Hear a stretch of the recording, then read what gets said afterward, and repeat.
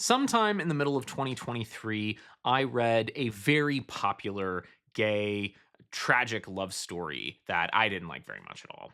And in the wake of that, I asked people to recommend to me books that I might want to check out in the romance genre. It's hard to believe that that was just 2.5 years ago. It feels like my entire life now. Many, many books and series were recommended to me, including Heated Rivalry and Game Changers, about which I've done like 7 hours of video about now. But one book caught my eye, and that was Teacher of the Year by M.A. Wardell. And actually, it's not this copy of it, it's this one, the original self-published copy. I've got a lot of copies of the. I have a third. This is the steamy lit edition, and I believe it is. It has a note in it. Yes, it says, "Carter, you're a true mensch. Love, Matt." This is the part of this video where I have to disclose tremendous bias around this series, which is I am friends with Matt Wardell, and he has sent me free copies of all of these books. I have at least one copy of all of his Teachers in Love books that I didn't pay for, but I also have at least one copy that I did pay for because I wanted to support the series. But this book right here is what started it all for me. And in fact, because of the self-published nature of it, I can tell you around about the time that I got it.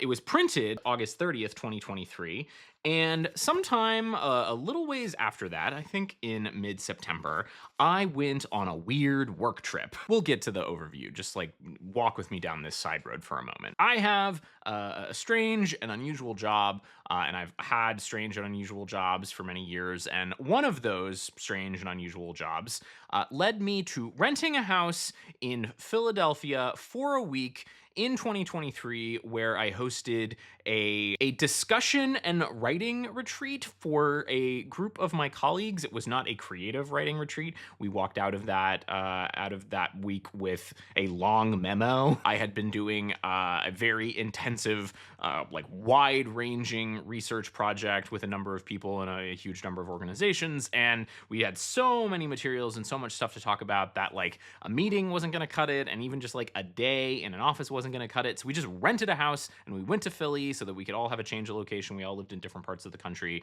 So we relocated ourselves to Philly, and we would wake up and have breakfast and meet and talk and break off into groups and bring stuff back together and then go out and sample the nightlife and food scene of Philadelphia. And while I was traveling back and forth and had downtime on that very strange trip, I was reading this book. And the moment that I finished it, I was in my bedroom in that house, and I immediately recorded my reaction, which maybe I will put in right here. Did you know kindergarten teachers can fuck? Like, they can get it all the different ways, and it's pretty steamy. Marvin and Olin don't get too kinky with each other, but like they explore all the different ways that men can have a good time with each other. Marvin is a very good teacher of the year.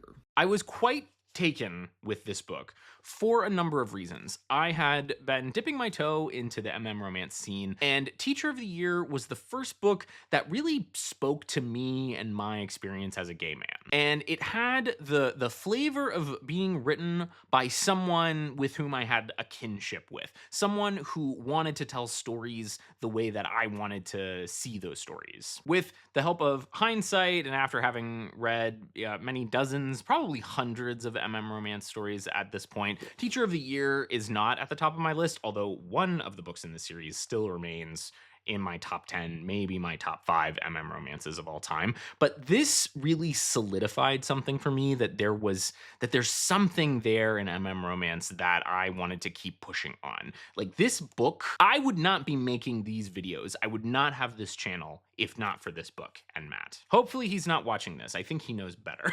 Matt is also one of the increasingly less rare success stories of authors who start self-published or indie published and then get picked up for traditional publishing. So all of his books were picked up by Forever, and you can find them in fine bookstores today, including Husband of the Year, which is the culminating book in this series for now. Not that I know anything about that. Husband of the Year is a new-ish release. If I had my shit together, I would have had this video out around the time that it was published, but I don't, so it isn't. Husband of the Year came out, I think, in early November, so I'm only like a month off or so.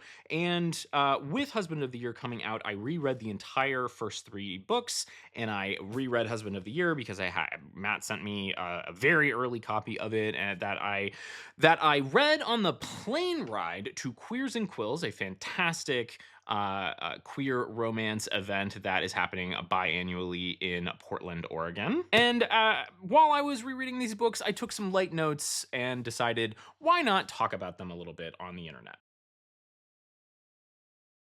So, like, one part of me says, 4 books, got a little bit to say about each book. I don't know.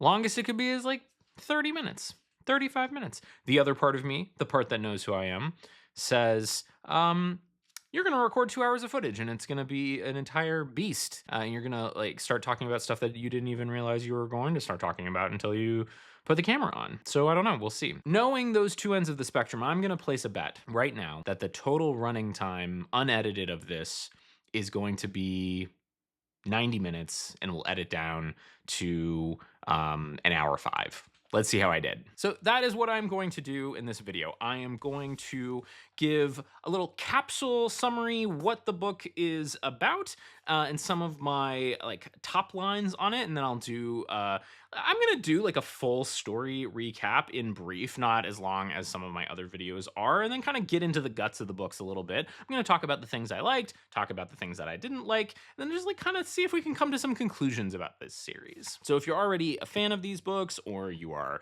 interested in learning more about them, or you just like hearing someone talk about stuff for an hour to an hour and a half, sit back, relax, and let's talk about M.A. Wardell's Teachers in Love. First up, the book that started it all, Teacher of the Year. So briefly, what is Teacher of the Year about? We've got our 2 main characters, Marvin Block and Olin Stone. Marvin Block is a kindergarten teacher who is up for main Teacher of the Year. That's the name of the book. And Olin Stone is a new parent. His daughter, Isabella, no, that's his wife.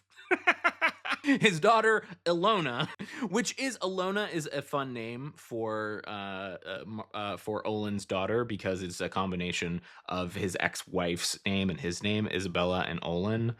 Ilona. Anyway, Olin is a very fancy, very wealthy, newly divorced parent of a kid in Marvin's class. And Marvin is an out gay teacher and one of the only, I think the only guy teacher in his school. And he has immediately got the hots for Olin, but Olin appears to be a straight person with a child. And so he doesn't really pursue that, but they start a friendship over trying to integrate Ilona into the class. And where does that friendship lead them? Rimming in the closet. Actually, I don't think, does he rim him in the closet? All of these books have closet sex scenes, which I think is a very nice a very nice like reclamation of a metaphorical bad thing about gay people. But anyway, they have sex in the closet while no one is at the school. Like it's not too risque. And we see if they are going to be able to make a go of it. Olin is a recovering alcoholic, and Marvin was raised by an alcoholic parent, which causes some friction. Also, there is the whole like, should I be dating the dad of someone in my class dynamic? There's some things to unpack there. This book and all the Teachers in Love series are all first-person POV romances. And this book is only one POV, and I'll get into why I think Matt did that later. Overall, like my overall take on Teacher of the Year is, I think it's just okay. Like I said at the beginning of the video, I really enjoyed this book when I read it for the first time. I still think like it speaks to certain things about my experience. All of the characters in these books have some kind of mental health struggles. I have had mental health struggles. My partner, soon-to-be husband, has had mental health struggles.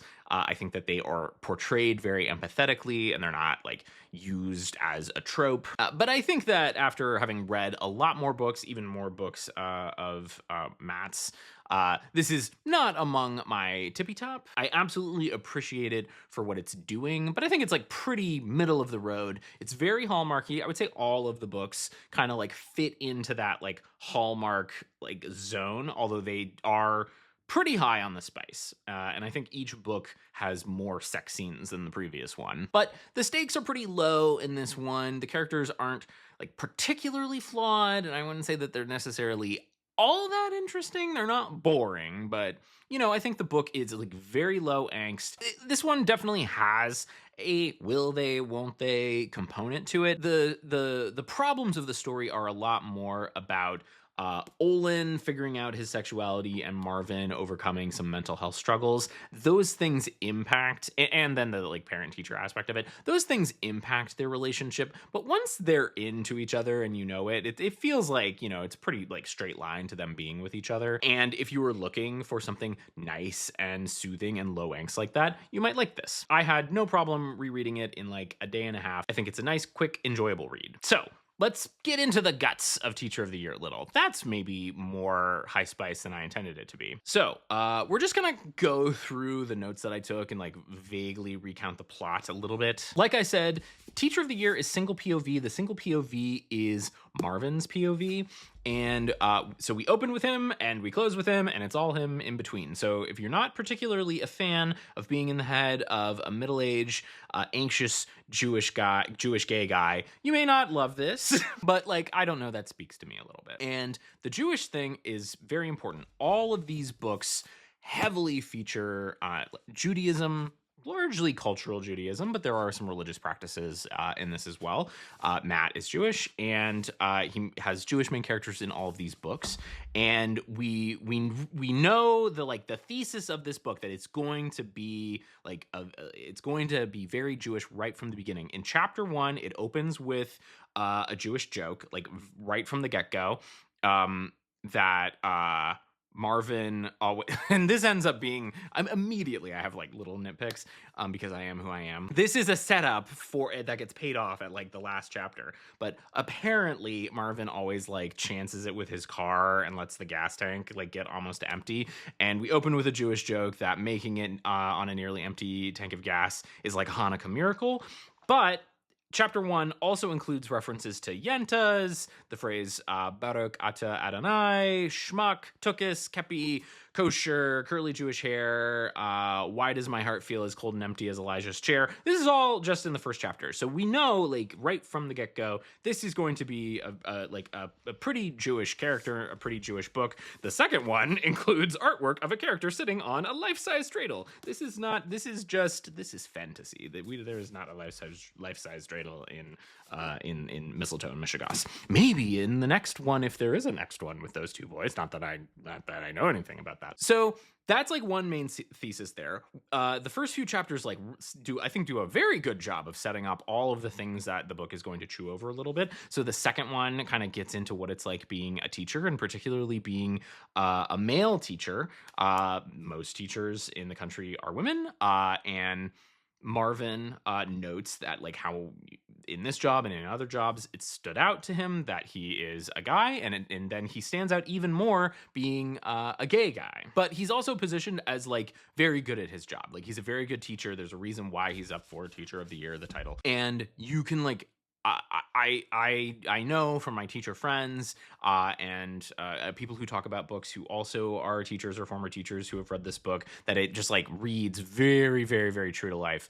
What modern kind of elementary school U.S. teaching experience is like. And Marvin absolutely comes off as just like really, really good with kids, really, really good at like organizing his classroom, and you get the sense that kids are in good hands with him. So we get the meet cute right at the beginning. I think it's in chapter 2 or chapter 3. Marvin sees Olin. He's immediately taken by him. He's like really handsome, really like good looking guy, nice butt. He is a black man, and I think that is probably the reason why for his debut novel, Matt decided to do single POV from Marvin's perspective so that he could include a diversity of characters in the book, but he didn't have to write from a perspective that he might not be as familiar with. We get like kind of Olin POVs in Husband of the Year. We'll talk about it when we get there. I do have in my notes that one of the first things that Marvin thinks about is Olin's hair and how much he wants to touch it. But they both have curly hair. Marvin has curly Jufro hair. Marvin is also just kind of like comparing the styles of their hair. He thinks about this several times and like what kinds of products that Olin potentially uses. I also noted that later he immediately wants to rub another character's coat. So it might just be like he has a thing with like touching stuff. He also immediately touches his best friend Jill's stomach when she tells him she's pregnant. So, and then later is like, oh, should I have asked permission? So maybe he just like has a thing with like touch. Anyway, these two characters are introduced and we know that Marvin like really would like someone like Olin because he has had just like a string of bad relationships, but he is like not particularly interested in pursuing Olin. And this is going to potentially be a love comes when you're not expecting it sort of situation. We also, right from the beginning, are told, I think it basically opens with the whole Teacher of the Year thing. It's certainly in one of the first few chapters. So Teacher of the Year, it's like an annual competition, and it's like County Teacher of the Year, State Teacher of the Year, and National Teacher of the Year. Marvin is up for this, and this is like part of the sort of feeble stakes of the book. Maybe feeble is like too much, but like low stakes of the book. Marvin's principal links him winning Teacher of the Year with them getting extra funding for the school. So he feels this pressure, like, oh, I really need to do this to deliver for her. So when he thinks throughout the book about like, oh no, if I get caught with the parent of one of my students, that could compromise me winning Teacher of the Year, and then that could compromise us getting funding for the school. I guess. So Marvin and Olin trade cell phone numbers. There's like a number of sort of miscommunications. If you think of miscommunication as a trope, this is kind of a miscommunication trope book. There are a number of things that like mostly on Marvin's side that he doesn't exactly know what's going on and maybe make some assumptions. Marvin has like a live-in nanny who he assumes is like his wife or his girlfriend, and it's not. Olin is a wealthy aerospace engineer who sold his startup for a huge amount of money so he can afford to like bring his nanny from California where he used to live with his ex-wife to Maine. He can just like bring this person along with him. And Marvin is like not aware that Olin has feelings for him. Even though they've exchanged phone numbers. He does this with all the parents, but they are like texting a lot more frequently than you would expect. I will note that there is occasional tonal whiplash in this book. I think that Wardell, like this is the one, it's a debut novel. I think that he got a lot better about this in future books because he always wants to address fairly serious things, and I think they're very much more skillfully woven together in books 2 through 4. The first book, sometimes you go like hard from like, oh, we're just like swiping through a gay dating app, and then like something about that makes him think about his like alcoholic mother and how she didn't have a steady job and they were food insecure, and that's like in one paragraph. And you're like, whoa, that's a lot. That's maybe, whoa. And as I said, and I will probably bring this up a lot for every book, these all have characters who deal with mental health struggles. Wardell does not shy away from that at all. So while they are low angst, like the relationships are low angst, I would say like in no case do you really feel like there's a chance that the two guys are not gonna get together. And that if like where there are kind of third act breakup kind of things are usually like third act like cooling off periods where you know that they're gonna get back together. Just because the relationships are low angst and the stakes are usually like pretty low in all of these books, that does not mean that they are like cotton candy kinds of books. Wardell has these like lower stakes, low angst relationship like firmament, and then he builds like a lot of commentary on being a queer man and wrestling with those kinds of things, and then also mental health struggles. I have in my notes here that one of Marvin's kindergarten students asks him, Mr. Block, do you have a wife or a husband? I like that. I like that a lot. Kids are just generally a lot more accepting than adults about just like all kinds of stuff. There are so many adults who, throughout my life have asked me if I have a girlfriend or a wife. And like every time that happens, it just kind of like cuts me a little bit. And then there's the awkwardness on the flip side of, not wanting to say, boyfriend, even though I do refer to my partner as my boyfriend sometimes just because it's like convenient occasionally, although like saying my boyfriend makes me feel like I'm 14. And partner as like the default thing that you say is a kind of a weird thing as well. It's like we're not opening a law firm together or something. I don't know. But anyway, I like the directness of a kid just like straight up asking, do you have a wife or a husband? That's nice. This is a bi awakening book. Olin has a maybe by awakening. He actually I think Wardell smartly never labels what Olin's sexuality is, and I think it's in Husband of the Year where like Marvin straight up says like Olin has never labeled this, and I don't think he ever is going to label this. We're in love with each other, and that's all that really matters. He was with a woman for a long time. I think they were high school sweethearts, and now he likes Marvin. And it's interesting that, but if we call it a bi awakening or a gay awakening, it's interesting that it's from the perspective of an out gay guy, right? It's like this guy who's out and fairly like flamboyant gay male teacher watching the awakening of this other character. I think that's like it's nice and it's like it's different. It's a little different, especially since so many romance books are dual POV. So since Wardell didn't want to do this as dual POV, we get like this interesting perspective on an awakening. And the way that Olin puts it is Marvin asks him, "You like men?" And Olin says, "I like you," which recalls episode 4 of Heated Rivalry, which just came out as I'm recording this. So I already mentioned the closet chapter.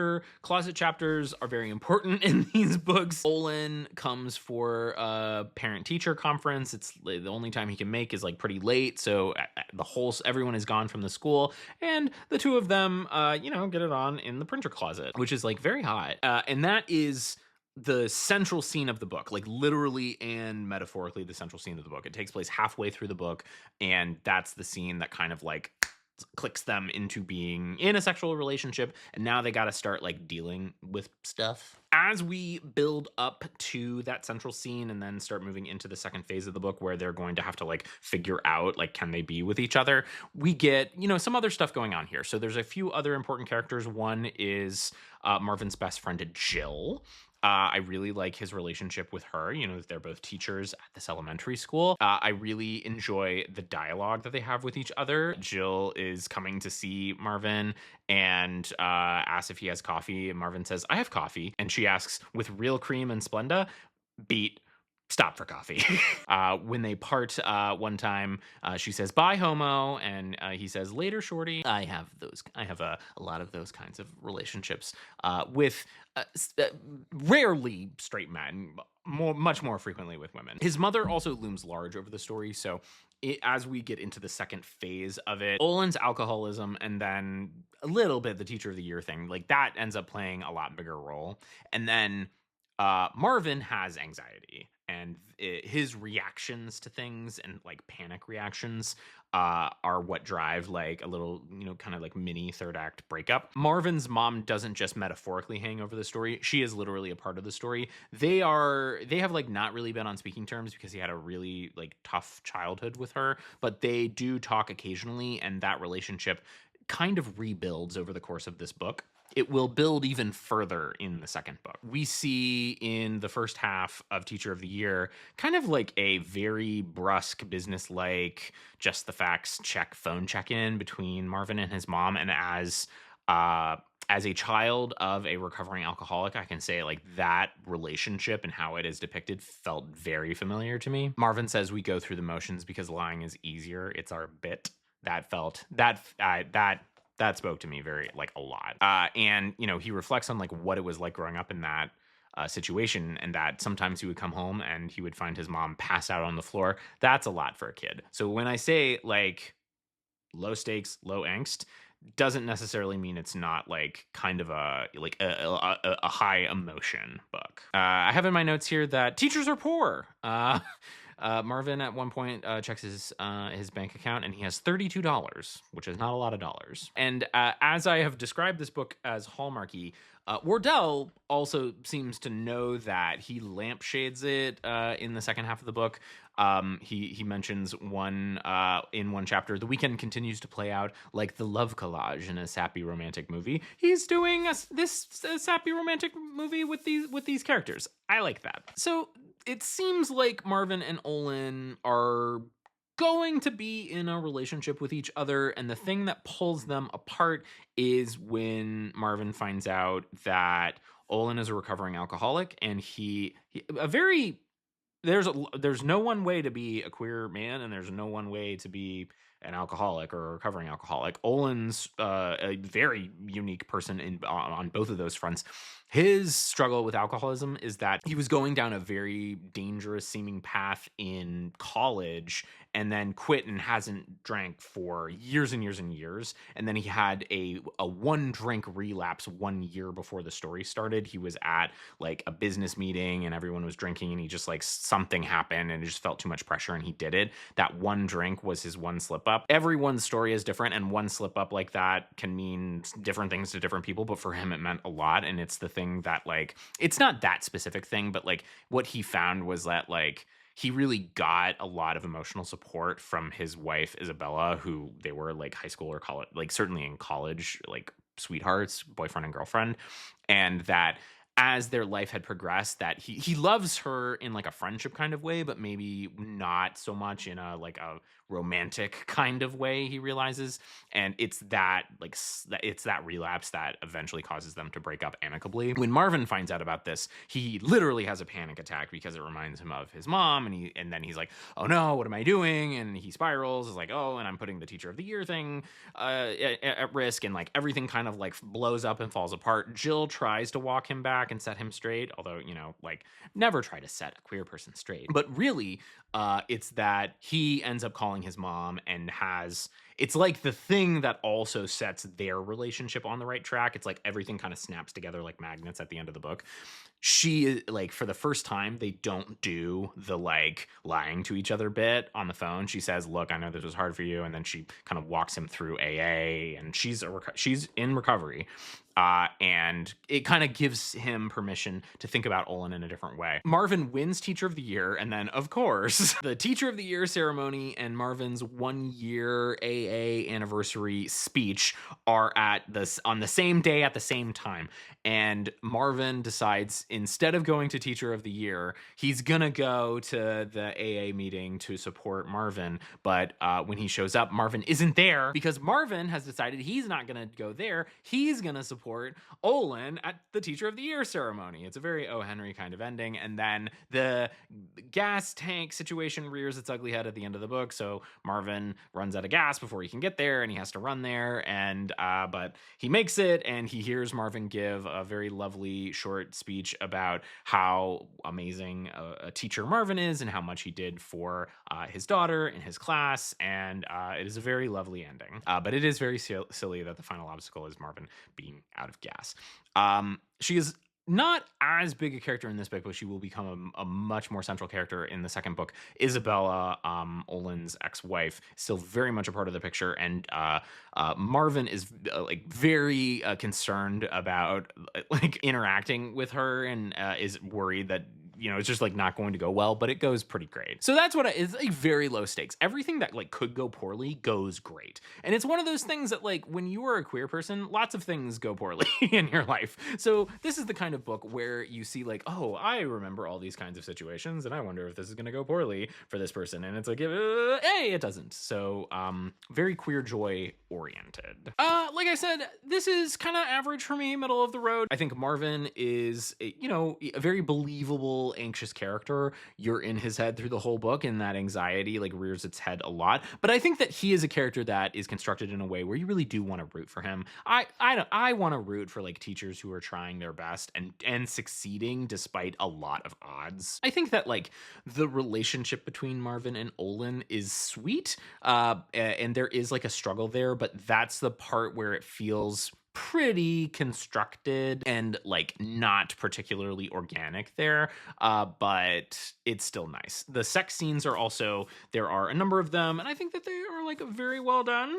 Marvin starts out bottoming for Olin, but then Olin decides that he maybe wants to try some of that too. So this is a verse couple. Yeah, and Marvin opens the door to that, figuratively and literally, by rimming Olin. Yeah, as I have said in other places on the internet, if you do not have rimming scenes in your book, you are not an author of culture. I do have a few nitpicks about this book, and one of them is like throughout all of them. There is some word repetition in this book and the whole series, and it's two words, and one of them I am quite sure that Matt is aware of because he like calls attention to it in Husband of the Year, and that's adorable. So Olin calls Marvin adorable a lot. That's like one of his words for Marvin. But also, just in the prose thinking of Marvin, he uses the word adorable a lot. It's used like the word adorable or adorably is used 36 times. I think that there are roughly 36 chapters, so it's like one time per chapter, which is a lot. But the word that I'm not like, I don't think was meant to be used so frequently, and it really, really is. It truly is the word truly. Truly is used 31 times in this book, and I didn't notice it the first time I read it, but this time around I was like, we need to find another emphasis word, Matt. We're using this word too much. A few other like small nitpicks. I like, like, please, Matt, don't, if you were watching the video up to this point, don't watch the nitpicks. So the nanny character is named Cindy, and then 2 pages later there is a child named Cynthia. Don't call me Cindy. Just like don't call two characters like two very similar names like really close to one another. That's ill-advised. I do think like throughout the book things are a little like they're a little direct and on the nose, maybe a little like overly demonstrative. You could call it telling and not showing perhaps, but sometimes it is showing and it's just very like on the nose. And like I mentioned this while I was kind of doing the more detailed summary of the book. Things are like often a little like too neat and served up on a platter. Yeah, people have mentioned this before, so I mentioned like maybe having like a white character's first reaction to a black character be like wanting to touch their hair, that maybe is like not like advisable to do that. And then later, this is more just like an interesting thing, and I think it's just like if you like this, you like this, and if you don't, you don't. Marvin like chews on Olin's hair like it's, and he in his head he thinks it's like cotton candy. I just think that's kind of unusual, and it calls attention to itself. The last thing that I had in here, I don't know if this is a nitpick or not, but it's just like something that immediately came to my mind this second time that I've read this book, which is Olin very notably wears cherry chapstick. It's like a thing that Marvin notices about him right away. Like when he kisses him, he tastes like that.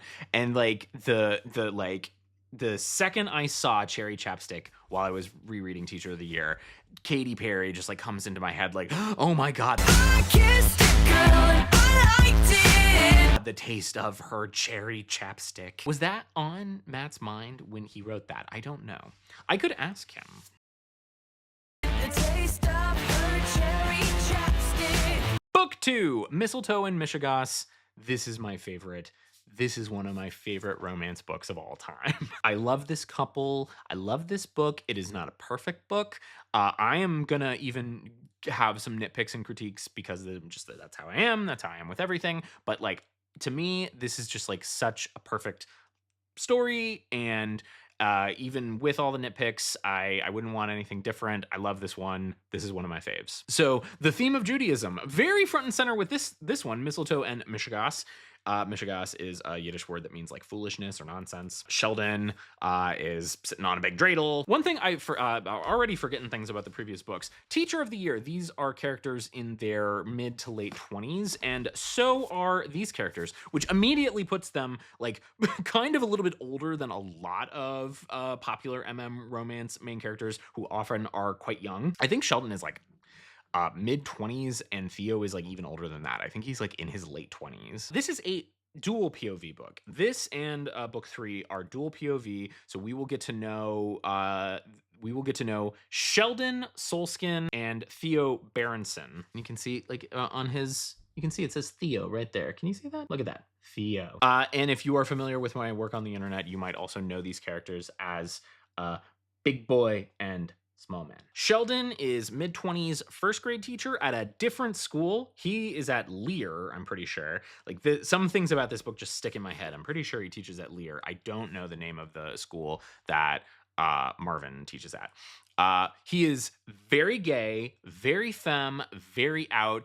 One of the very first descriptions of him is effervescent fabulousness. He is into drag race, and he himself is worried that some people think he's too much, but he kind of doesn't care. He paints his nails, he wears like outrageous clothing, things that like who he is on the inside, he wears on the outside for all the world to see. He is said to emanate sunshine. I think Theo thinks of him as emanating sunshine. And in like a little character rundown of him, I asked the question, like, where does that come from? Sometimes, maybe even often, that sort of fronting is a defense mechanism or a trauma response. And we will find that that might be the case. And we will also find out later in the book that he is just like Theo's mom.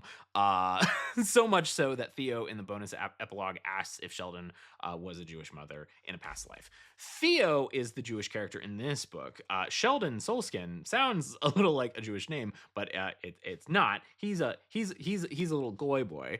Theo is the Jewish character, Theo Berenson. He is a custodian. He is huge. He's over 6 foot. He is frequently described as fat and portly. Big guy, muscular, but like quite large. And he is very quiet and introverted. In his opening chapter, he thinks about how he gets a small black coffee every day, which reminds me of Chip Mulaney, John Mulaney's dad. We started chanting, McDonald's, McDonald's, McDonald's, McDonald's. And then he ordered 1 black coffee for himself. And Theo is the character in this book who has a mental health struggle. He has PTSD.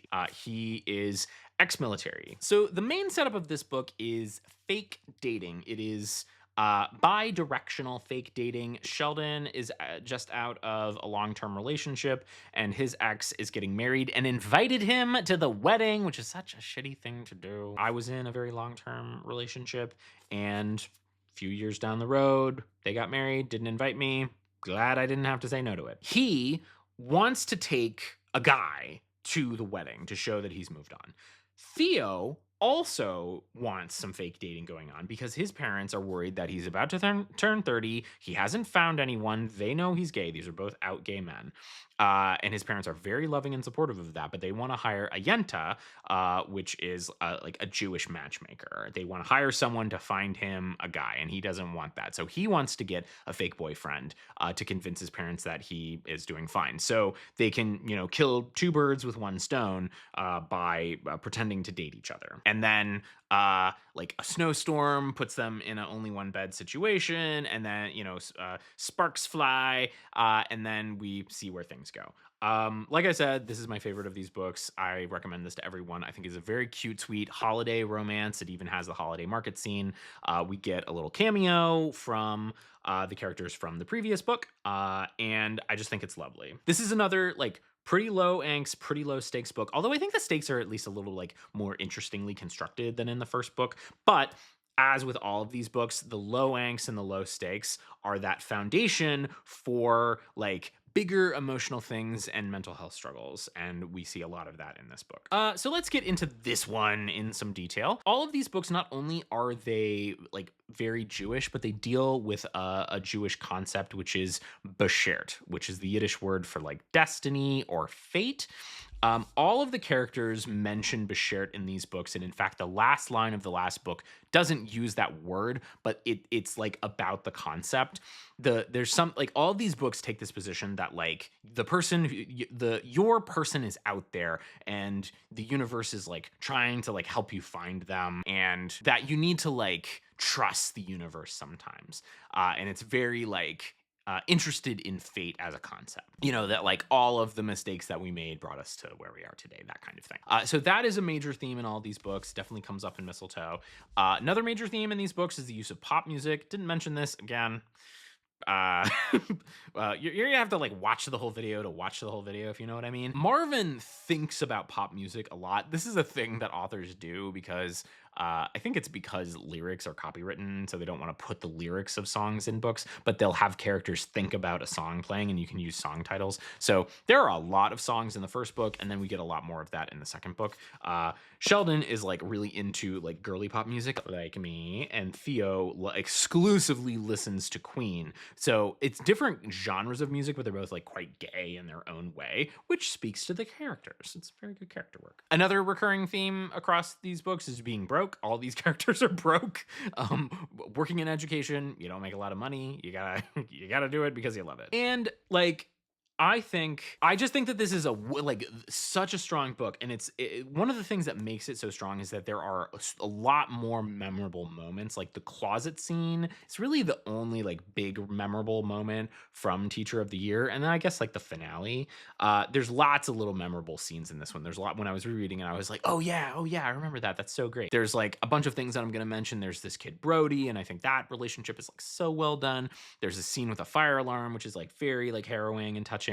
There's in my notes I have the early morning jerk fest, the closet scene in this book, just like a lot of things that I think are really well done and stick in your head. So let's unpack Mistletoe and Mishigas a little bit. So right away, it's interesting that we have another main character who has issues with an ex-boyfriend. I don't know if like Matt has some like issues like that he's pulling from, but in both Teacher of the Year and Mistletoe, one of the main characters has an ex with whom he has issues. It's the first line of Mistletoe and Mishigas. And in my notes, I have like one of the many things that I think Mistletoe has going for it is that immediately Sheldon just has a lot more personality than either Marvin and Olin. Marvin and Olin in Teacher of the Year aren't boring exactly, but they're kind of boring. Whereas Sheldon and Theo, I think, are like very much the opposite of that. And even though Theo is like very quiet and very soft spoken, like he's got like a lot of depths underneath there, and then Sheldon is just like huge personality. So the main problem for Sheldon, as I mentioned in the little capsule, is that he wants his ex Timothy to see that he's gotten over him. Should he want that? No. You should just like, he could go to that wedding with his twin sister, whose name is escaping me right now, Naomi, I think. But he wants something that he shouldn't have, but like that happens to us. He shouldn't want that, but it's it's fine. And it's Timothy's fault for inviting Sheldon in the first place. What a dick thing to do. Right away, we see Theo. So Sheldon, I think, is a new teacher at Lear, and these three books are highly interconnected in terms of characters. I think that you can read them in any order if you want. You really should read all three before you read the fourth one. But Teacher of the Year, the main characters are Marvin and Olin. They cameo in Mistletoe and Mishigas. I didn't mention this in the summary of Teacher of the Year, but at the beginning, Marvin goes on a date with this attractive, slightly older, like in his 40s, bald guy named Vincent, and the date goes terribly. And Vincent kind of has some unusual like qualities to him. For example, he gets like dozens of cloth napkins at the restaurant and only uses them one at a time and then folds them up next to him. Perhaps he has his own struggle with mental health. In Mistletoe and Mishigas, there is I think we find out he's queer in Mistletoe and Mishigas, a queer character at Lear, the other elementary school, named Kent. Kent is very supportive of Theo and Sheldon, who is new to Lear. And then in Napkins and Other Distractions, Vincent and Kent are the two main characters. So there's not a lot of like plot interaction between these books, but the characters all show up in all of them. And Marvin is kind of like the main side character in Napkins and Other Distractions. He's become Vincent's best friend in the intervening like year and supports him a lot. So Sheldon shows up at Lear and he needs to like organize his new classroom. And who does Kent, the principal, get to help him with that? But the custodian, Theo. And immediately they're both into what the other has. And Theo, everyone knows Sheldon's gay because he's just like so out. He's so out there. But Sheldon doesn't immediately know that Theo is gay. He has to learn that Theo is gay.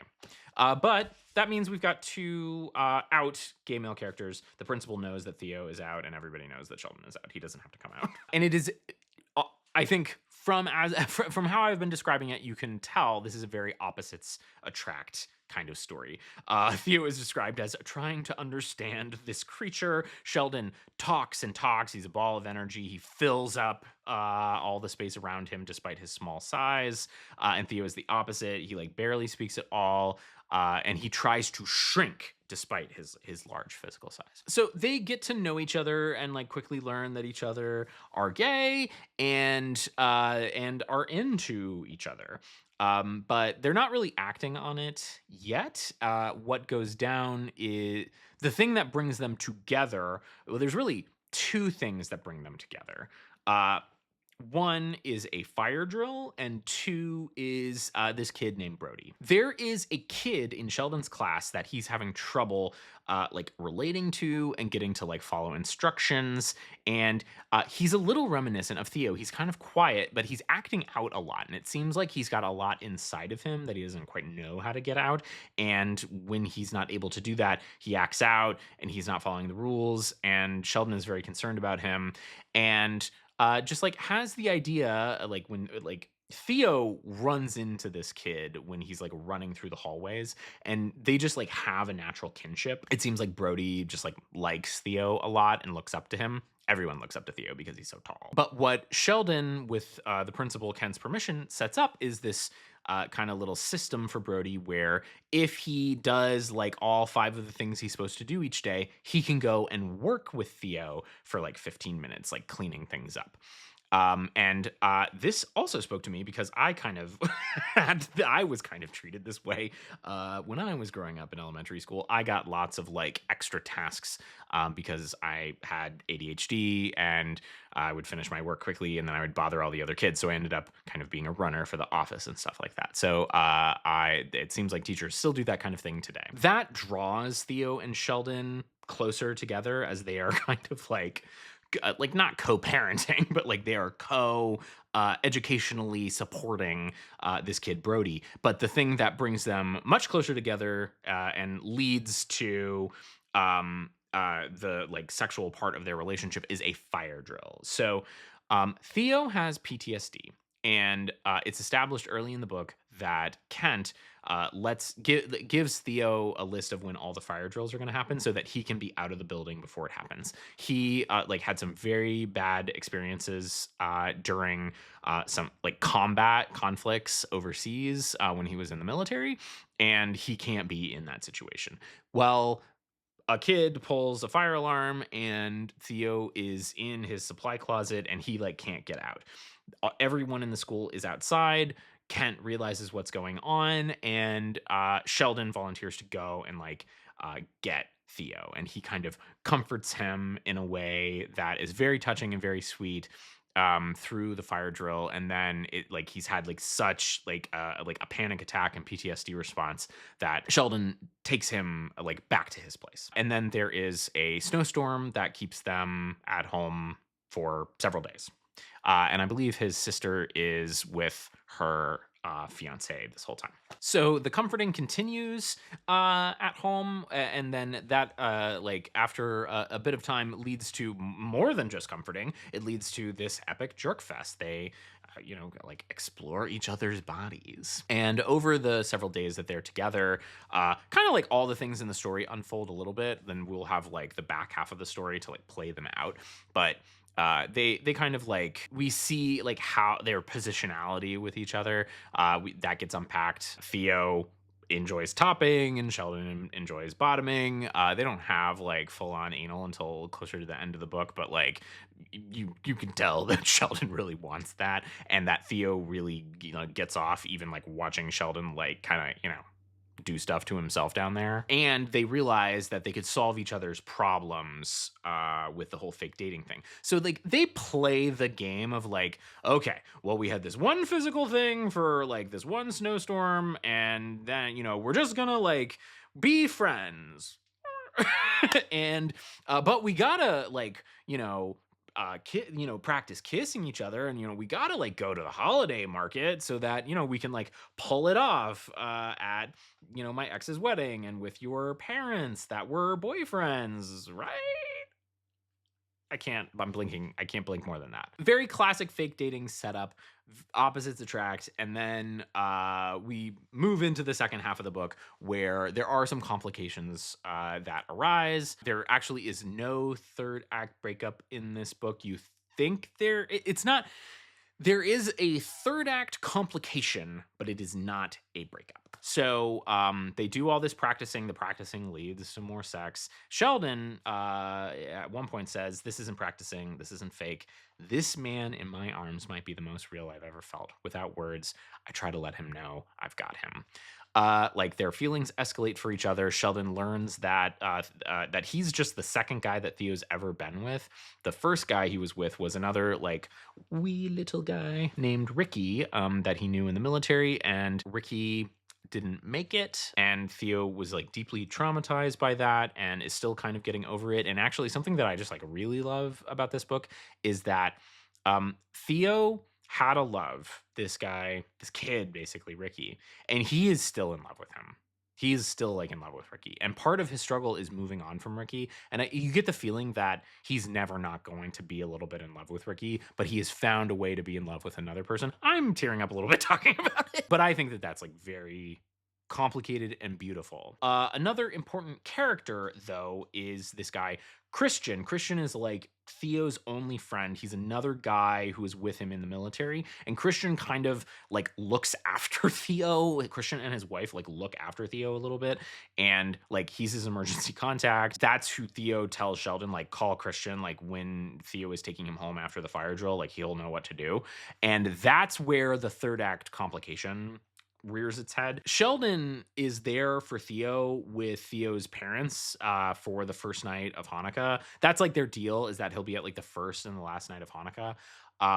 So he's here. Sheldon is there for Theo, but then the third act complication is that Christian's wife is in a car accident that is it's not fatal, and it's not even like all that serious, but Theo, one of Theo's big things is losing people. And so he and being there for like his people. So he just like drops everything and drives like Christian doesn't live particularly close. So he drives like hours away to be with his friend Christian. And then he's like, I'm just staying here until your wife gets discharged from the hospital, which is going to interfere with him being at the wedding that Sheldon is supposed to be at. And Sheldon like understands this, but is obviously disappointed by it. But he's like, it's like, well, this is just like how he's going to be, I guess. And I just like, I don't know. And so he's gonna go with his sister Naomi. But at the end of the book, Christian and his wife Anna, they like, they like straighten him out.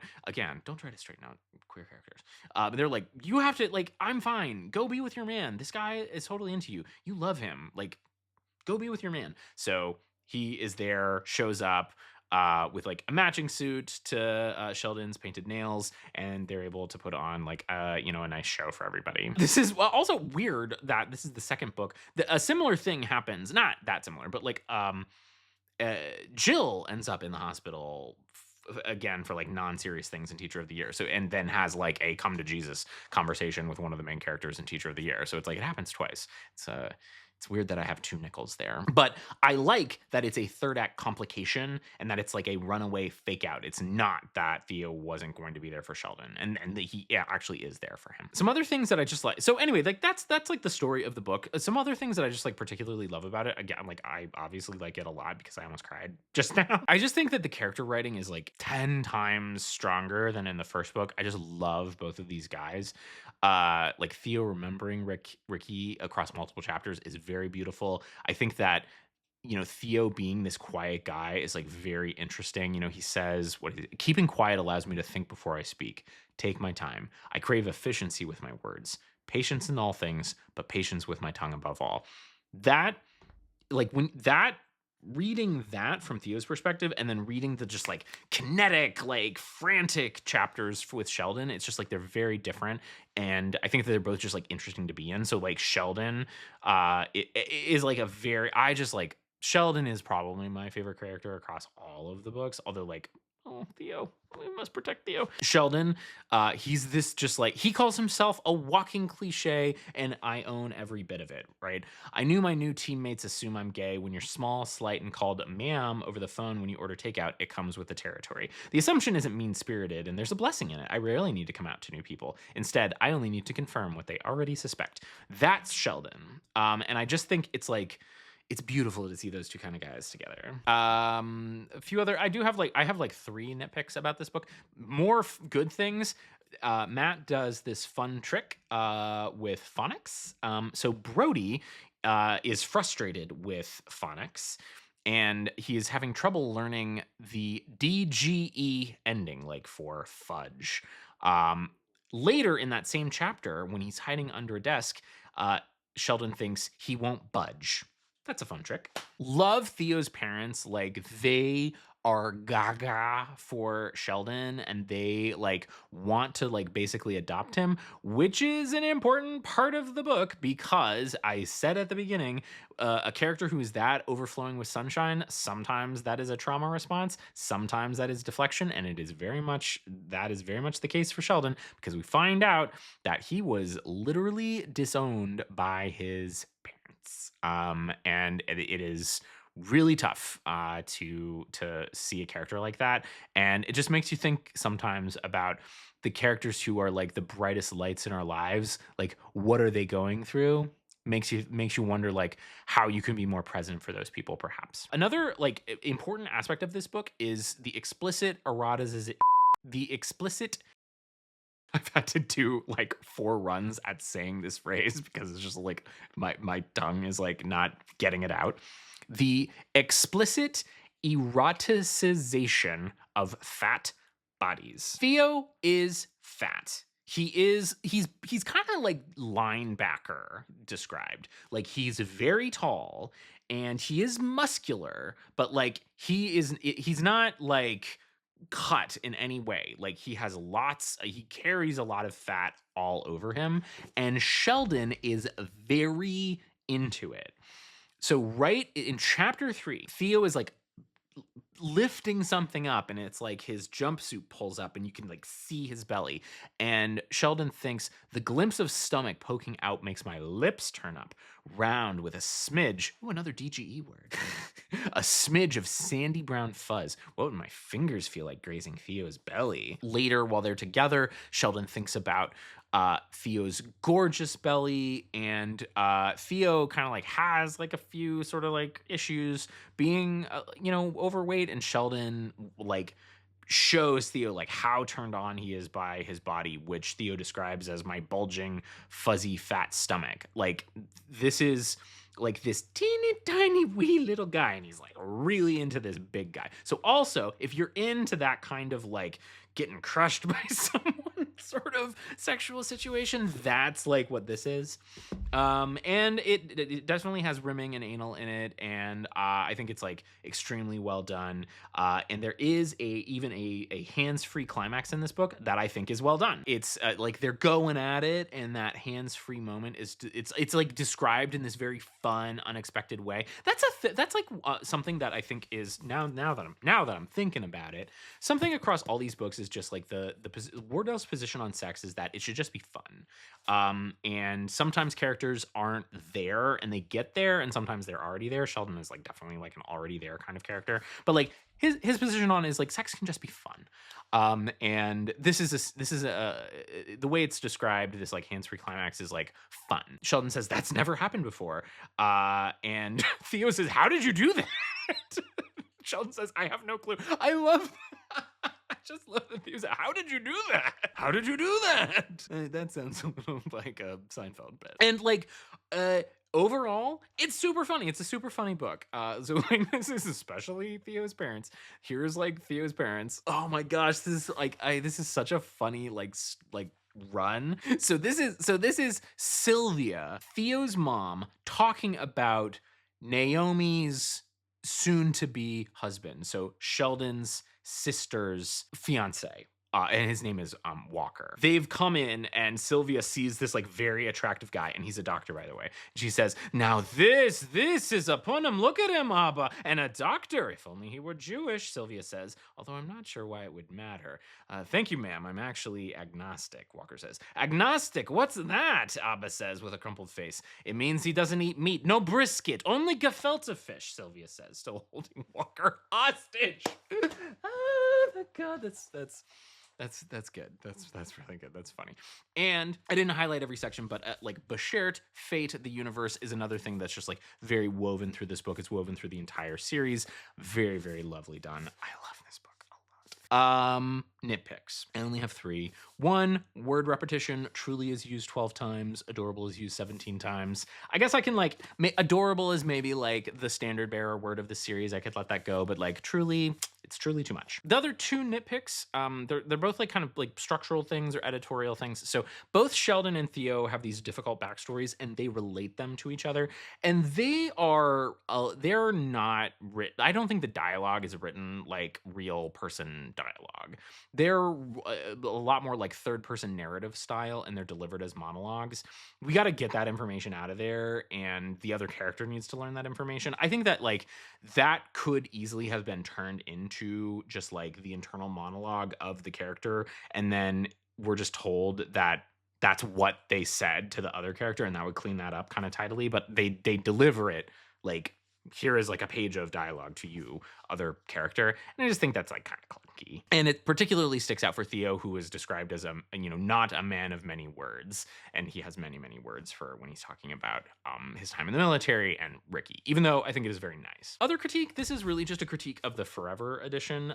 So this has a bonus epilogue, and it feels like really unnecessary. And I think it's really just that it's called a bonus epilogue. So it's just like 6 months later, and it's like a sex scene, essentially. There's nothing like really like happens in it. Calling it a bonus epilogue makes it seem like it's integral to the end of the story. I would have just called it a bonus short. Napkins and Other Distractions is the 3rd book in the series. It is my least favorite, but I said this in my TikTok that I made about it when it came out.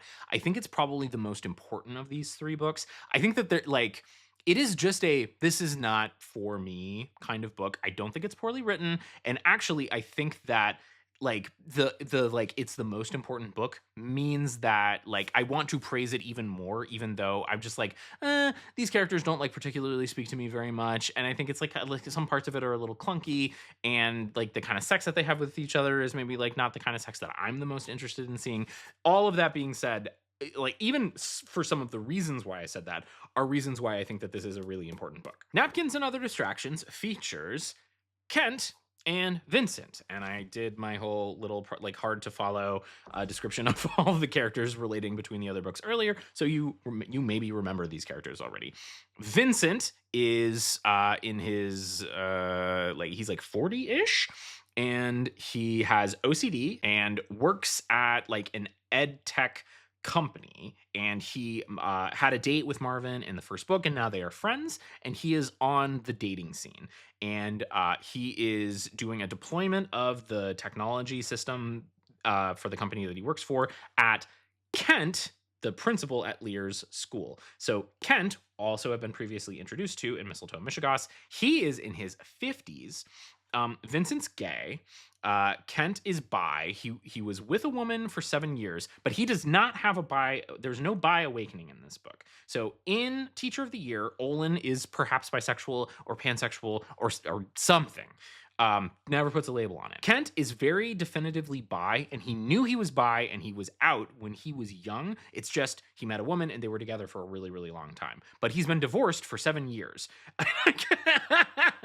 I'm looking at my notes and I say, like, in physical description, he's a Santa Claus ass looking motherfucker. So he doesn't really come through in this right here, but like if you look at the character artwork in here, that's what Kent looks like. It's like he's like sexy Santa Claus, you know? And he's a mess, right? So this is where it's like you've got one character with OCD and the other character's a mess, like literally a mess. Like he's really a whole lot, and like sometimes it gets to a point where I'm like, Oh god, like this is a little too much for me.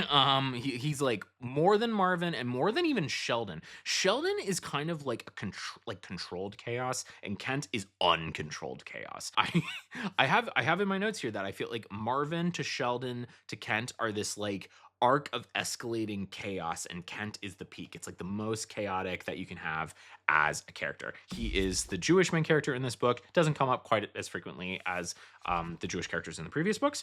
What else is there to say? Yeah, Vincent's bald, real hot. Look at this guy. Look at this guy. I should have showed the art from the other ones. So there's kind of multiple art styles across the books. So I forget who does it probably says right on the back, I bet. Miriam Strasberg did all of the cover art for these books. Oh man, you can barely see that. And then someone else did the character art. So here is Marvin and Olin. I think it's very handsome, both of them, and I really like Marvin's little Clark Kent curl. And then here are here's the character. So here is Miriam's artwork on the cover for Mistletoe and Michigas, and then here is Theo. I think he's like very boyish for almost 40. He's got the kind of like blonde curly hair that you just want to like run your fingers through. And then this is Sheldon. So like, oh, and there's lots of art in these books. I would wreck this guy. I would just destroy his orifices. This is not appropriate. What was I talking about? I gotta stop thinking about fucking Sheldon.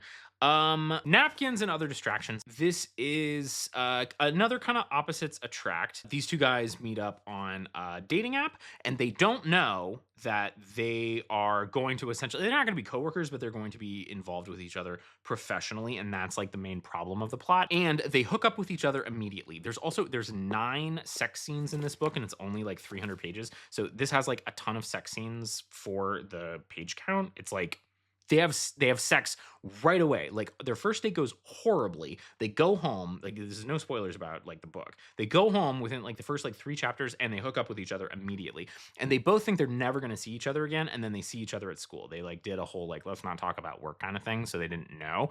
And then they've got to figure out like, oh, how are we going to like navigate all this? The main thing they're navigating is like how these two guys who are obviously like very physically attracted to each other are going to like, can they like work it out between the two of them? There's also like, this is like the lowest stakes of any of these books, is a very I'm editorializing here, but I think like a very ham-fisted plot where Kent, his school board is like, oh, your school is in trouble and those test scores are too low, and you got to do this like ed tech deployment, and we want to see the results, and otherwise we could cut funding. It's another like funding thing. And I just don't think it's particularly well done. And it feels like very artificial. But anyway, that's like kind of the stakes around this. I haven't talked a lot about the sex other than like the stuff I liked about it in the other books. I will say that there is like some light, there are some like more than just like, you know, hooking up with each other sex in Napkins and Other Distractions. There is some light foot stuff if you are into or not into that. I'm not particularly into that. And there is some light, what is it? Praise kink, specifically of the good boy variety. Like I said, this is just like not really a book for me, but I think it's very important, and I'm gonna have a lot to say about the very important parts. So let's get in them guts. Sheldon can wait. I gotta deal with this right now. I am really putting it together for the first time right now on camera that one of the reasons why I like Mistletoe so much is that like I am definitely attracted to Sheldon. So that's something. Napkins and Other Distractions. Starts with a first date. Interesting first date, very opposites attract. Vincent, some time has passed, and he is like, has his OCD kind of like a little bit more, I don't want to say under control, but he is like, he's living with it in a different way than he was in Teacher of the Year. So he's like better on dates. And that being said, he is with this like chaos goblin, Kent, whose whole chaotic vibe I have in my notes could be quite off-putting to a lot of people, and it was kind of a little off-putting to me. So the first date goes like real bad. I think like wine gets spilled on someone, and then it's like, hey, let's just go back to my place, and then hey, let's just like hook up. Oh, maybe should have said this in the capsule, but here's one of the many like very important things about this book. There is no penetrative sex in this book. This is a relationship. This is a side relationship. So a lot of queer men describe themselves as tops or bottoms or versatile for what position that they take during anal sex normally. Um, Top, bottom, and versatile also applies to oral sex. But generally, when people say I'm a top, I'm a bottom, or verse, they're talking about anal sex. And it's within the past like 10 or 15 years that there's been a word applied to this, which is side. But it has existed forever. So like I would say, like maybe I don't think side has become like super popularized for more than 10 years. And I've been in a relationship for like that whole 10 years. Before, when I was on the dating scene, side was like not a thing. But like when I was like on the prowl, a very, very common method of, doing it with guys is you'd be on an app, Grinder, Scruff, Jacked, whatever, and you would match with someone if it's that kind of app, or you would just like whatever, like DM them if it's that kind of app, and if they like your pictures or you have like a good vibe on chat or whatever, you would say like, what are you into? And you'd usually get like a list of things back. And a lot of guys who I hooked up with would have a list of things that would include like oral sex, mutual jacking each other off, like body contact, kissing, and then either like no anal on the first time, or just like no anal at all. So like people who are like that whole list of things and no anal at all, or anal very, very rarely under like the right circumstances, are what today we would call a side. So they're not top, they're not bottom, they're on the side. Bald Vincent is a side. He is not interested in bottoming for anyone, and he is also not interested in topping anyone. Ken was with a woman, and I don't think that he had anal. I don't think he bottomed for her in that relationship. Although, I forget if it comes up at all in the book. Maybe it's in my notes. But I think he would be up for either. But he would kind of like to top Vincent. But they figure out some accommodations, and that is like a main theme of this book, is like making accommodations for people, particularly your romantic and sexual partners. So we have that interesting first date. Doesn't go great, but they decide to go home with each other, and they immediately like get down to business with their dicks. There is also an immediate eroticization of bald heads. This comes up a lot. Here's like a template sentence from the book, but that head, that bald, shiny, perfect work surface of a noggin shakes me to my core. So something else that I like about Matt is that I'm just like jumping to the conclusions here. Napkins and Other Distractions is like the thesis of this book is everybody deserves a romance, right?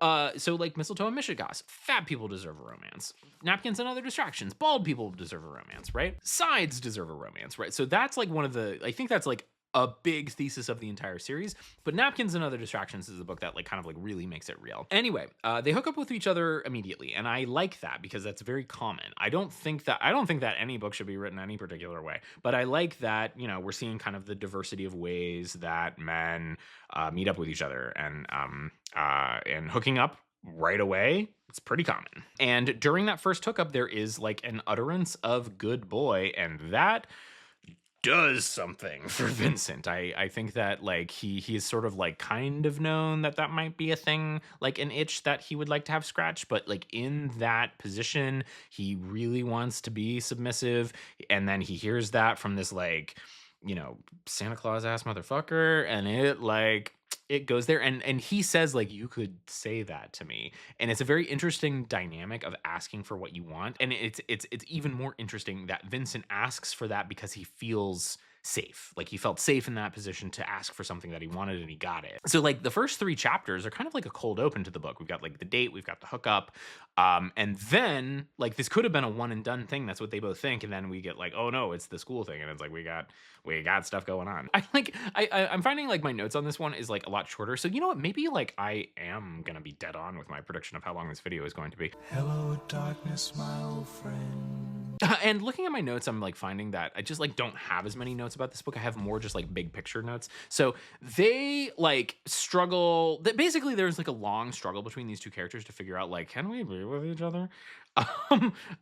Is Kent gonna be able to like do what he needs to do at school, and be like not chaotic enough to like be the kind of person that Vincent needs him to be. And is Vincent gonna like a lot of it is he going to be able to deal with his job and then also like some issues with OCD. So like that's like basically like what goes down in this book. And that there is a stuff that I don't like. They're like a lot of scenes of like getting the data together for the deployment of this system, and it just like doesn't sound. It's like, just kind of clunky. And you can kind of tell like it's not gonna go great, and it doesn't go great. And the way that it doesn't go great, I don't know if I have this in the nitpick section, but like it should be. Basically, Vincent has these like episodes where he gets hyper focused on something and it's like it's all he can do. We see one of those early on. He's like dealing with stuff in a spreadsheet and it's like he stays like way past the end of the day and Kent like stays with him and like kind of takes care of him a little bit. And it's like he sweats through his clothes. It doesn't happen a lot, but it kind of happens at the end of the book. Or toward the end of the book, Vincent is with Kent and like the deployment of this software is happening. And it's just this like, it's like for some reason whatever he's looking at on his computer is like in a terminal or like a shell or something, or like it's just like bad UX, and he has to a person has to decide whether the database is gonna be compressed or uncompressed, and it's based on like how much data there is, and he gets the like is the crocodile eating the number? Is the number eating the whatever, for the like greater than less than sign? I'm not describing this particularly well because it's just kind of like, I don't think it's like very well done. But he picks the wrong thing and it like fucks up the whole deployment. And then like eventually he just decides to quit. Because it's like wasn't a good fit for him anyway, being at this ed tech company. There is this like nice kind of I am Spartacus scene at the end where all these characters that we've seen throughout the course of the book like kind of stand up and defend Kent at the school board, and they're like, oh, well, like it didn't matter anyway. So everything like the stakes are low and like and then they didn't matter. And then at the very end, it's established through the book that Vincent is a huge fan of Lego, which, so am I. He is working on like a huge Lego replica of Paris in his house. In one of the epilogues, we flash forward a little bit, and Vincent now works at Lear as like not as a teacher, but as like a STEM assistant kind of person. Like he comes in once a week and does like engineering things with the kids, a lot of times with Lego. Like I said, there's a ton of sex scenes. There's even a solo scene, which I think is quite novel. I like that they have the whole conversation that, Vincent's aside. Vincent thinks, he was with a woman, Kent, so Kent probably has a preference, which that is a very reasonable thought, by the way. And he's worried about like talking about being aside with Kent. In my experience, and this is just like my personal experience, a lot of bi guys who are regularly with women like to bottom. And I'm just like I've just like seen that out on the streets. There is amongst those 9 sex scenes, there is one like long rimming scene, which is like an A+, like really getting up in there, up in them guts. If I died right now, at least I'd have a giant ass-eating grin on my face. A+. Okay, so so I like just to be totally clear, I don't really like this book very much. It's just like I it feels like kind of overly constructed, and it's just like not for me. That being said, I want to like unpack a little bit of the why I think it's an important book. This is the biggest everybody deserves a romance book. One of the theses, and it's even said in this book, is someone is like just as valid as anyone else. Now, I have grown to really despise the language of identity validity because I just don't like saying like, oh yes, you're valid. It's like, no, you're like a person and everyone is unique and individual, and there's nothing about like validity is like this like logical factual system kind of thing. It's just like we should treat each other with respect and kindness, and accept that there are lots of different kinds of people in the world and lots of different ways to be different kinds of people in the world. If you want to call that valid and validity, that's fine. But like the way I see it in this book is just like, I like that Matt went there with it. It's unabashedly a side romance. It's unabashedly an age gap romance. Like Kent is in his 50s and Vincent is 40, so it's like quite an age gap, and they're older, right? Like you can have an age gap romance where the younger guy is 40. You know, you've got a character who's bald, you've got a character who like occasionally experiences erectile dysfunction. Kent like sometimes takes Viagra, or, you know, I don't think they use name brands in this, but he says says like, you know, I take my pill. And I want to talk about Vincent and OCD and accommodation. So I've seen on Goodreads and people talking about this book on places like TikTok and Instagram that, you know, people don't like that, you know, oh, Kent like fixed Vincent's OCD. And I don't think that that's what the story is about at all. I don't think Kent did anything. I think that Vincent is more comfortable around Kent and grows more comfortable with him as the story goes on. And then like that obviously has an impact. If you have an anxiety disorder, that obviously can have an impact on you. That idea it assumes that like OCD is something that you fix. You might treat it with medication or with therapy, but like the position of the book is that Vincent, I don't think we get into that with him, like whether he's had therapy or not, or whether he like takes any kind of medication or whatever. This is just how he is. It's just who he is. And like a big like thesis of Napkins and Other Distractions is about accommodation. And at some point in the book, Vincent has the thought, I realize how many people are eager to accommodate me. It only took me allowing them. Like this is a book about accommodations. Like Kent accommodates Vincent's like being aside, like unrelated to the OCD. Vincent accommodates Kent's like chaos goblinry. We're like going back to the OCD side of things. Vincent says, having friends who make an effort to understand how my brain works has made a world of difference for me. No explaining, no apologizing. It's a game changer, right? Like there's no getting better for him. It's just like, this is just like how he relates to the world. And like the world can accommodate that. Like you can just respect that some people like operate a little bit differently in the world. And if they tell you like, hey, you know, could you do this for me? Like you could do that, right? So it's not about like getting better. It's not that Kent fixes Vincent.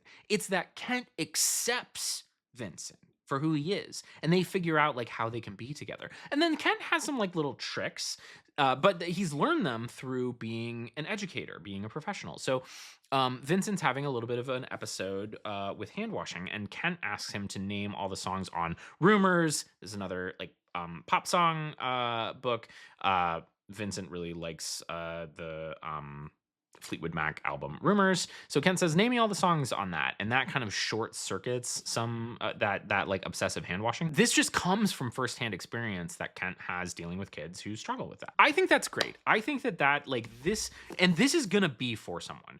I have a friend on Instagram who has OCD, and like other things about this book like really spoke to them, and like they have spoken very eloquently, more eloquently than I am right now, about how much it mattered to them to see a book like this. And that's what I mean, where like I have a lot of respect for Matt, that he has this position of everybody deserves a romance. It's not gonna get him like all the popularity in the world or all the money in the world, because most people want to kind of see the same thing over and over again. But like one person wanted this book, at least, and more than one person. There are people out there who this is the perfect book for them. And if people aren't experimenting and pushing and like trying new things, you're never going to get a Napkins and Other Distractions. So I have like deep respect for Matt that he did that. Okay, so a few nitpicks about this one. We've got a ton of adorables and trulies in this one. We've got 21 adorable or adores and 9 trulies. That's just like, that's how it's going to be. This is another thing that's just about like the Forever edition. This is like not like, this is not even a nitpick.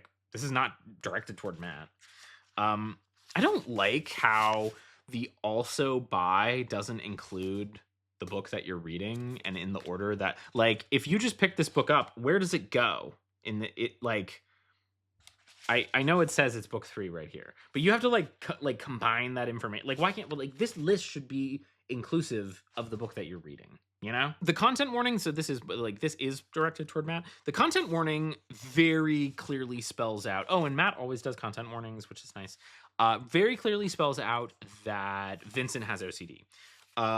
It does not spell out that Kent has ADHD, and that is a trigger for Vincent's OCD. And I think that would I think, you know, if you're going to talk about one, you maybe should have talked about the other. There is I didn't mention her, but there is a side character named Ruth, older black lesbian who has some nice parts to play in Husband of the Year. I like her as a side character, but she plays into something that I do have a small nitpick about, which is I feel like there's just like a lot of unnecessary hand holding in this book. So like Ruth is kind of always like Ruth is a friend of Kent's. Ruth is like explaining things to him for the like benefit of the audience. Like Ruth calls her hookup Insta-lust and says, like, oh, you know, when Ken says like, oh yeah, he told me to call him a good boy. She's like, oh, he's got a praise kink. That just feels kind of like a little clunky.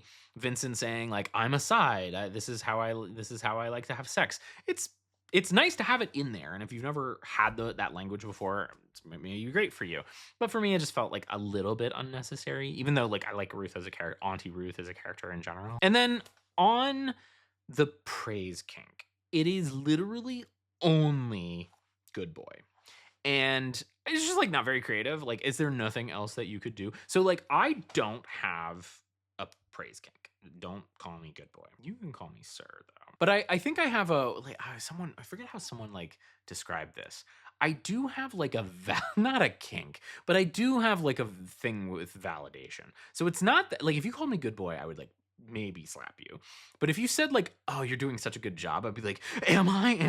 You know, okay, I'm gonna do it twice as good, right? You know, so like I don't know, Kent, maybe you could have like found more than just good boy for Vincent. Not ending on a nitpick, just something that I forgot to mention.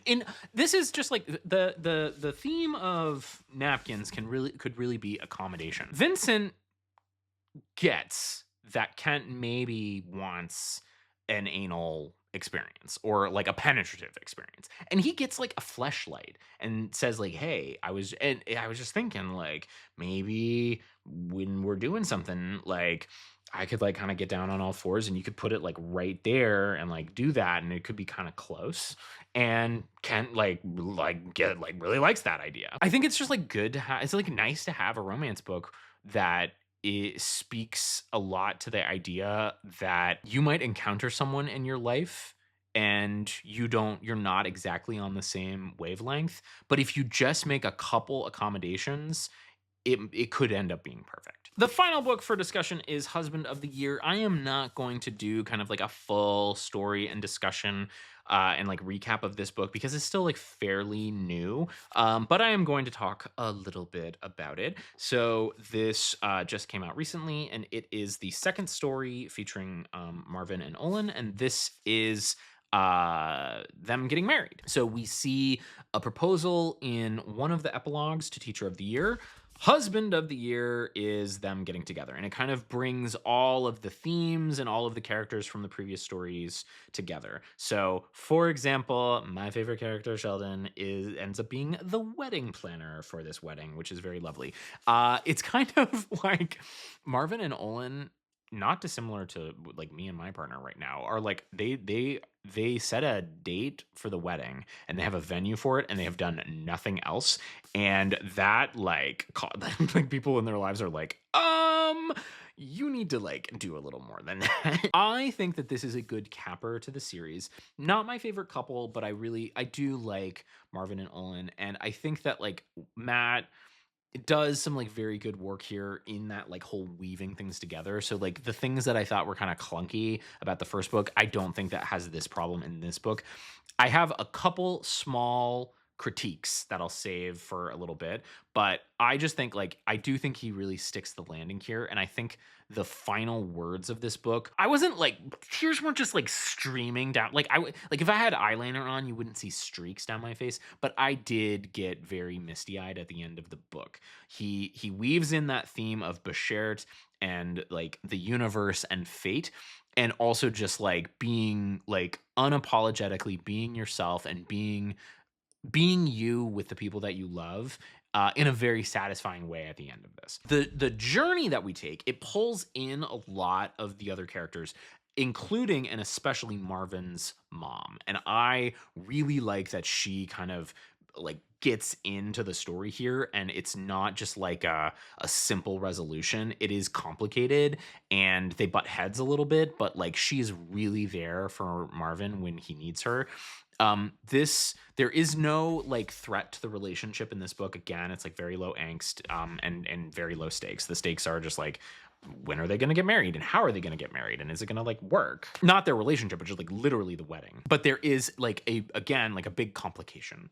So alcoholism, substance abuse play a big role in this book as well. So the big thing that happens in Husband of the Year is that Olin's brother is having like a really bad time abusing substances, and Olin decides that he just has to be with him. So he just kind of leaves Maine for an extended period of time in the middle of the book. And then that leads to, I think, a pretty cool way to get some Olin POV into the story. He ends up writing these long emails to Marvin, and we see those whole emails. I think they're particularly well done. He kind of explores him and his family's past, and like his whole thing in Teacher of the Year, and then it's like a bigger theme in this one, is he's teaching Marvin Motown songs. So Marvin is like a big pop girly, but he's into all kinds of music. So Olin has been teaching him about the history of Motown and like Detroit music, and each of the emails has like, you know, oh, this is the song I'm thinking about us that's like kind of speaking to me right now, and here's the history of that song. It's very nice. There is like a significant thing that happened. I don't want to spoil it, but I bet you could probably guess. There's a significant thing that happens related to all of this around the 2/3 point of the book. So there's definitely no like chance of a third act breakup. There is a third act major decision in these guys' lives, and I think, and I'm very, very happy with how it resolves. And that decision occupies a big portion of the book. So it's like the book is kind of like it's like a little cold open on vacation, which is tinged with like a little bit of like both. Matt goes a little bit further with like the racial dynamics, and also like brings in some like very like hot off the presses stuff. So like when they're traveling back, TSA has like they like take Olin and do like extra questioning with him, and Marvin has like a bit of a freak out with that. It's just like engaging with race in a different way than the first book did. But like that's sort of like a little cold open, and then it's like wedding planning, and Marvin's mom gets pulled into this, and then Sheldon gets pulled into it. Vincent is Marvin's friend, so he's like very present in the book. Oh, and also we get a little check-in with Vincent, and if we didn't get the theme of accommodation like from napkins and other distractions, Matt makes it more clear, because at some point in the book, Marvin thinks of Vincent.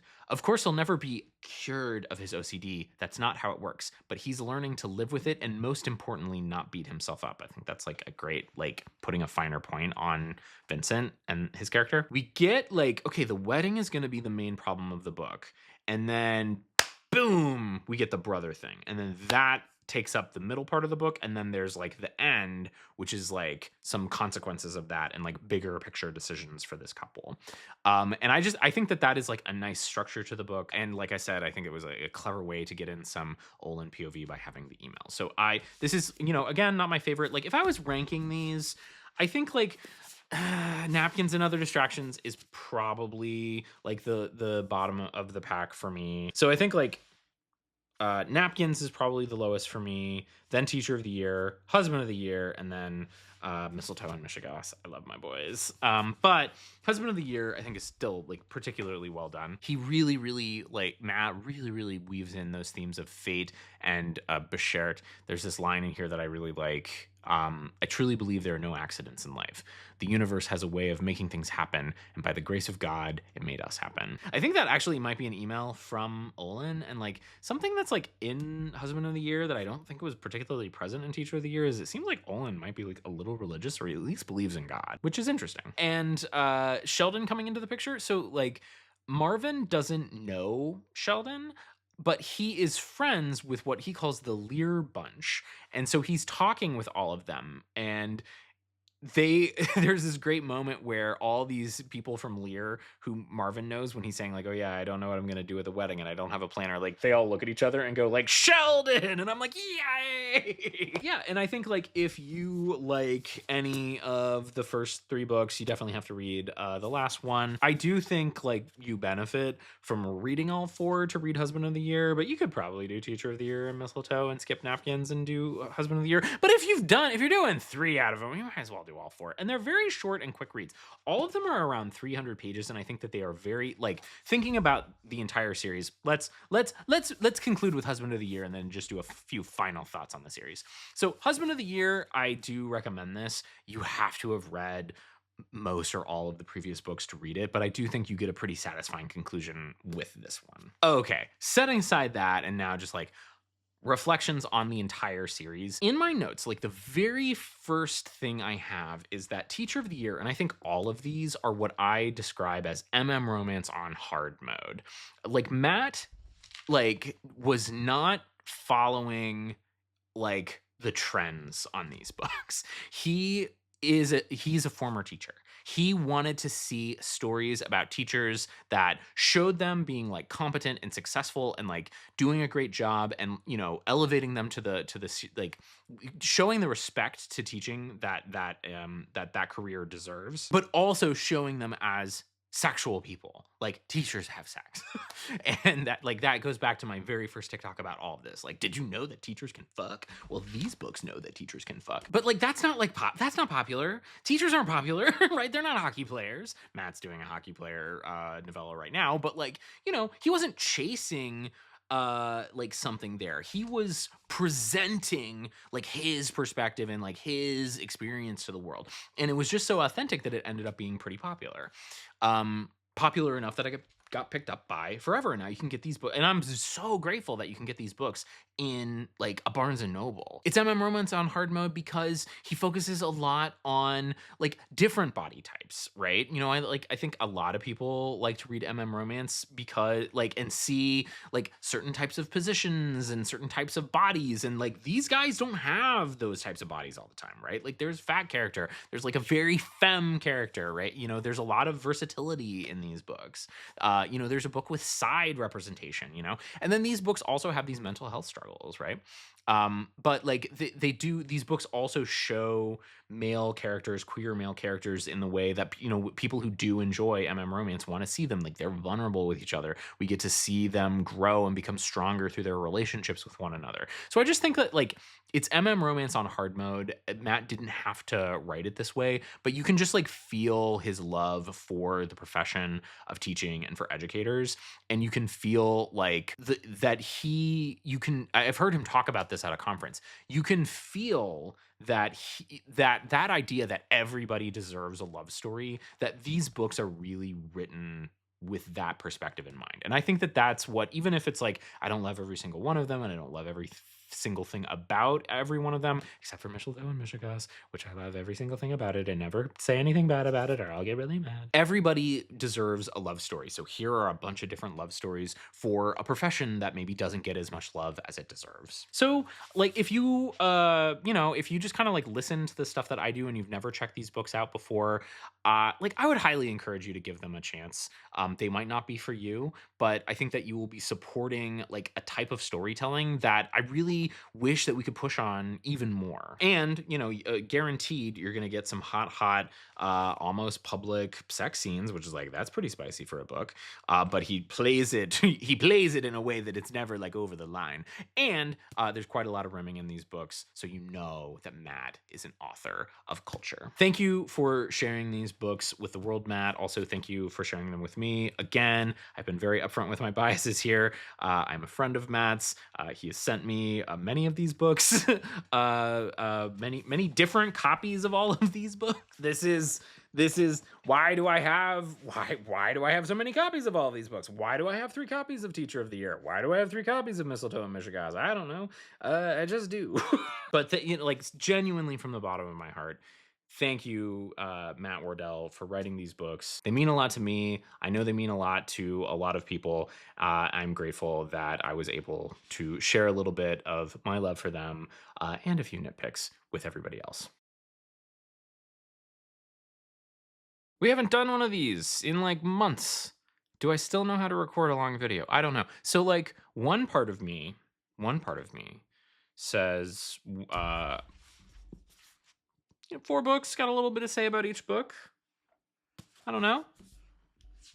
Longest it could be is like 30 minutes, 35 minutes. The other part of me, the part that knows who I am, says, you're going to record 2 hours of footage and it's going to be an entire beast. And you're going to like start talking about stuff that you didn't even realize you were going to start talking about until you put the camera on. So I don't know. We'll see. Knowing those two ends of the spectrum, I'm going to place a bet right now that the total running time unedited of this is going to be 90 minutes, and we'll edit down to an hour 5. Let's see how I did. Timekeeper Carter, you were wrong. I think I've got well over an hour, and I'm only 2 books in. So far end prediction, Carter, you were right. You were right. Maybe you weren't even right. I don't know how much longer this is going to go. Maybe I'll have a lot less on napkins in Husband of the Year because we got to get back to recording.